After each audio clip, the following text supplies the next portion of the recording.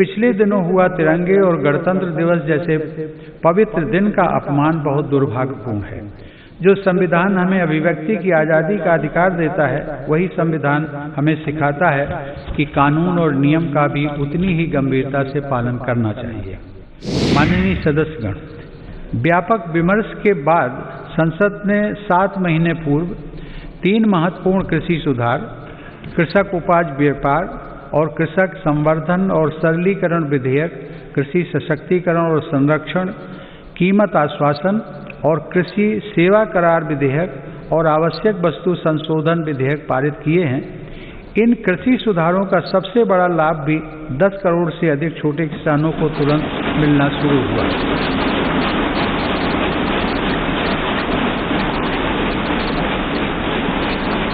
छोटे किसानों को होने वाले इन लाभों को समझते हुए ही अनेक राजनीतिक दलों ने समय समय पर इन सुधारों को अपना भरपूर समर्थन दिया था।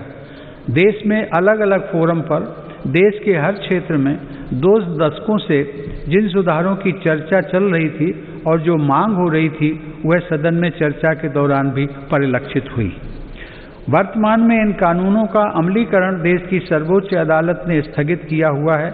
मेरी सरकार उच्चतम न्यायालय के निर्णय का पूरा सम्मान करते हुए उसका पालन करेगी।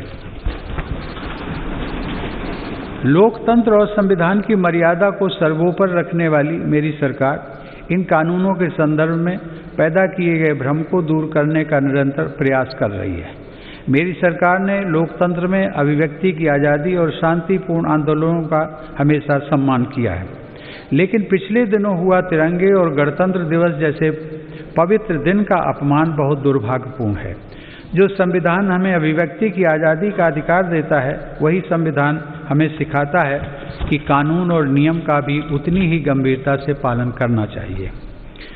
मेरी सरकार ये स्पष्ट करना चाहती है कि 3 नए कृषि कानून बनने से पहले पुरानी व्यवस्थाओं के तहत जो अधिकार थे तथा जो सुविधाएं थी, उनमें कहीं कोई कमी नहीं की गई है, बल्कि इन कृषि सुधारों के जरिए सरकार ने किसानों को नई सुविधाएं उपलब्ध कराने के साथ साथ नए अधिकार भी दिए हैं।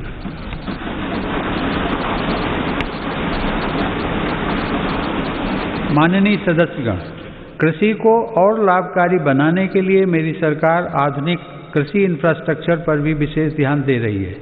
इसके लिए 1 लाख करोड़ रुपए के एग्रीकल्चर इंफ्रास्ट्रक्चर फंड की शुरुआत की गई है।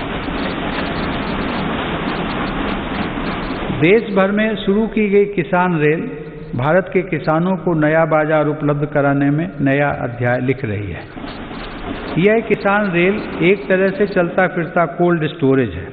अब तक 100 से ज़्यादा किसान रेलें चलाई जा चुकी हैं, जिनके माध्यम से 38,000 टन से ज़्यादा अनाज और फल सब्जियां एक क्षेत्र से दूसरे क्षेत्र तक किसानों द्वारा भेजी गई हैं।